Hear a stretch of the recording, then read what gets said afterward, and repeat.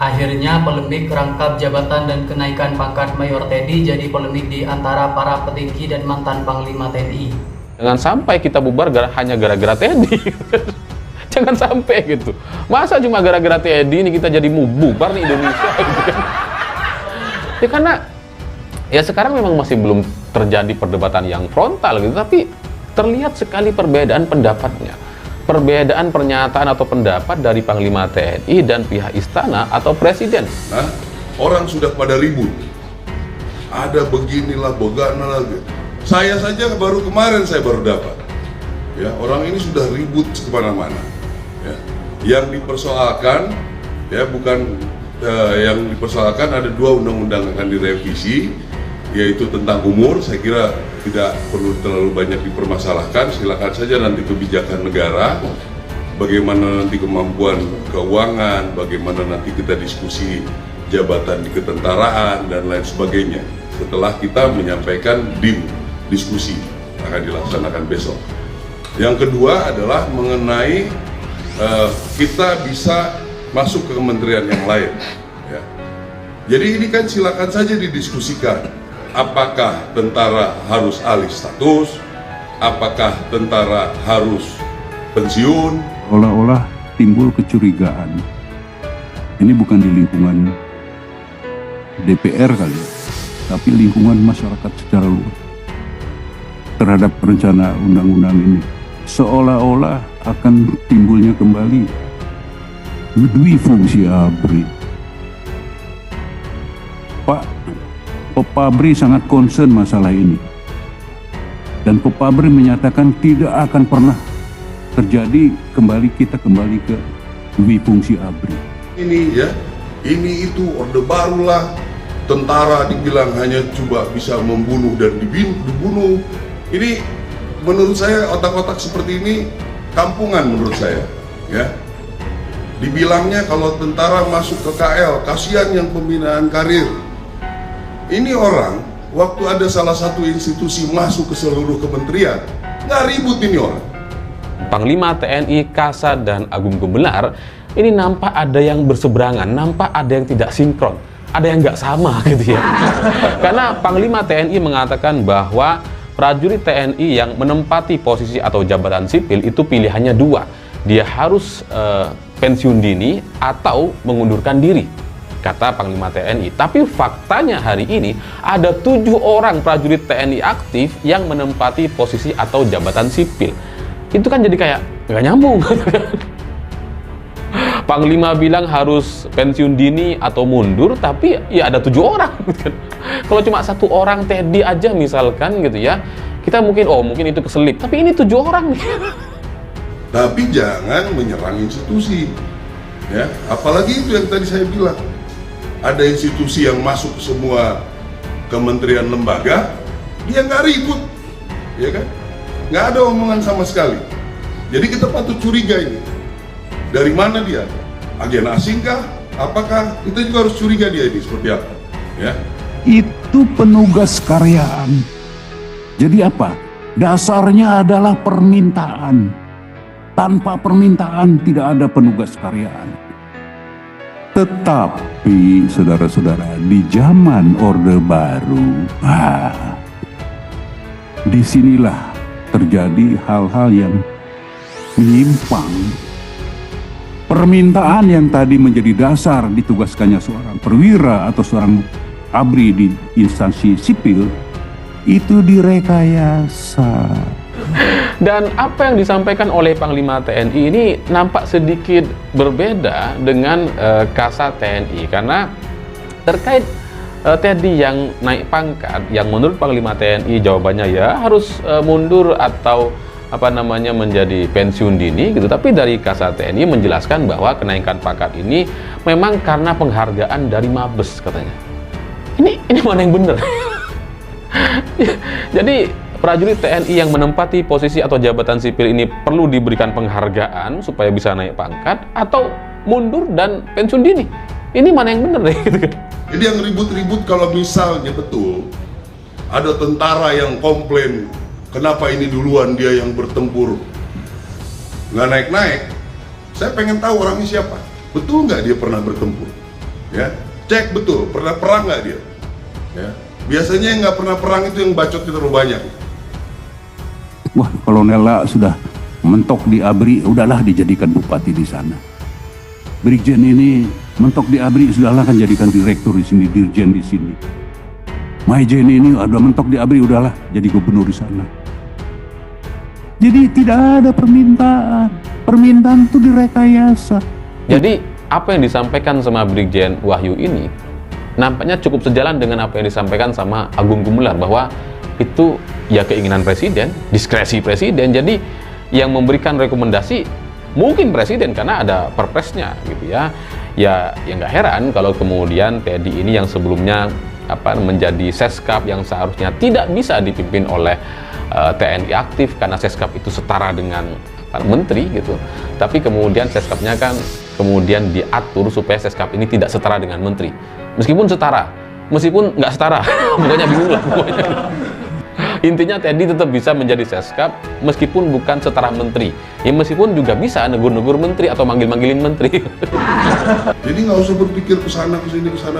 Justru ini yang ribut-ribut ini, tolong rekan-rekan media telusuri dari mana nih orang-orang, ya.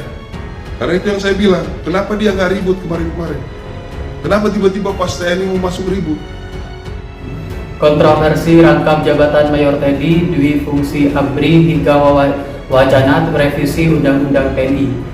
Presiden Prabowo resmi melantik Mayor TNI Indra Wijaya sebagai Sekretaris Kabinet periode tahun 2024 hingga 2029 di Istana Merdeka.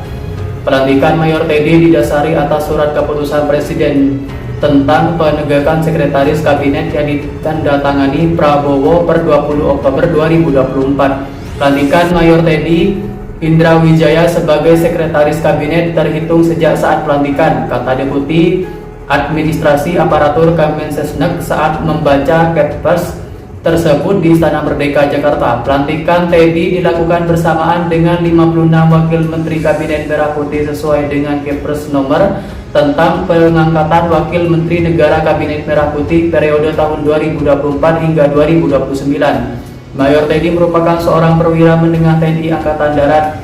Seharusnya seorang perwira aktif tidak dapat menduduki jabatan sipil sebagai diatur dalam pasal 47 ayat 1 dan 2 Undang-Undang Nomor 34 Tahun 2024 tentang Tentara Nasional Indonesia. Undang-Undang TNI. Undang-undang tersebut mengatur bahwa prajurit aktif hanya dapat menduduki jabatan sipil setelah mengundurkan diri atas pensiun dari Dinas Aktif Keprajuritan.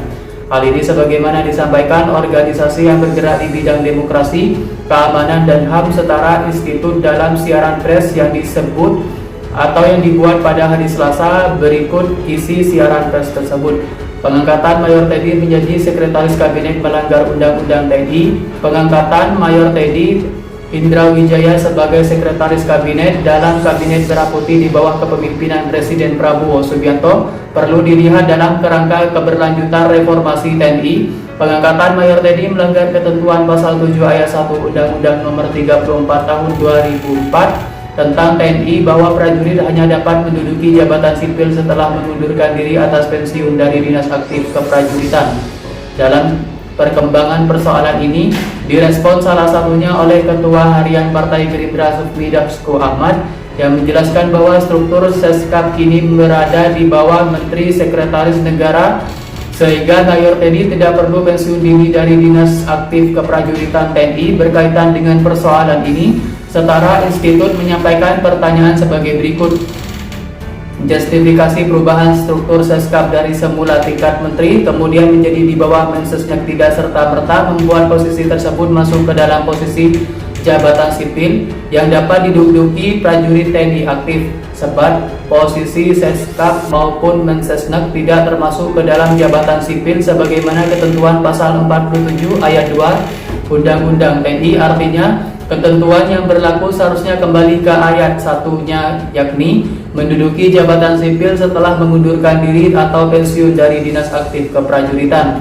Menyamakan ketentuan yang berlaku seperti terhadap Sekretaris Militer Presiden sebagai justifikasi pembenaran Seskap diduduki prajurit aktif adalah hal keliru, sebab secara eksplisit posisi Sekretaris Militer Presiden masuk dalam ketentuan pasal 47 ayat 2 Undang-Undang TNI, jabatan sipil yang dapat diduduki prajurit TNI tanpa perlu melakukan pensiun dini. Ketentuan pasal 47 ayat 2 Undang-Undang TNI mengatur dengan spesifik perihal jabatan sipil yang dapat diduduki prajurit TNI tanpa pensiun dini, yaitu jabatan pada kantor yang membidangi koordinator bidang politik dan keamanan negara, pertahanan negara, sekretaris militer presiden, intelijen negara, sandi negara, lembaga ketahanan nasional, dewan pertahanan nasional, search and research nasional, narkotik nasional, dan Mahkamah Agung. Dengan ketentuan yang rinci tersebut, semestinya mudah bagi presiden untuk meninjau ulang pengangkatan Mayor TNI sebagai Seskap atau memerintahkan yang bersangkutan untuk mundur dari dinas kemiliteran. Menjadikan perubahan struktur Seskap sebagai justifikasi penempatan Mayor TNI hanya memperlihatkan kebijakan yang tidak berbasis pada ketentuan Undang-Undang TNI serta mengingkari semangat reformasi TNI.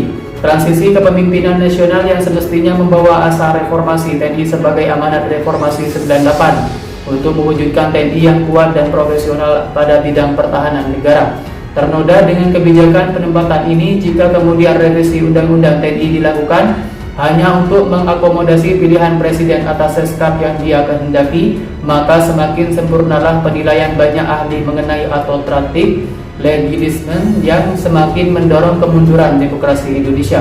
Presiden hingga para menteri dan pemimpin lembaga semestinya tetap mendukung dan memperkuat profesionalitas TNI dengan tidak memberikan jabatan-jabatan tertentu dan atau memberikan tugas dan kewenangan di luar tugas pertahanan dan tugas pembantuan sesuai keperaturan perundang-undangan. Reformasi TNI harus berjalan dua arah atau timbal balik.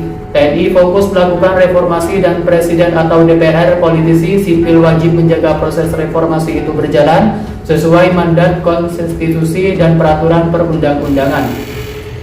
Mahfud MD turut menanggapi kemungkinan perihal dui fungsi ABRI yang kembali muncul di masyarakat akibat rangkap jabatan Mayor TNI. Konsep dui fungsi ABRI merupakan konsep di mana militer berhak memegang kekuasaan negara selain melaksanakan fungsi utamanya sebagai kekuatan pertahanan dan keamanan negara.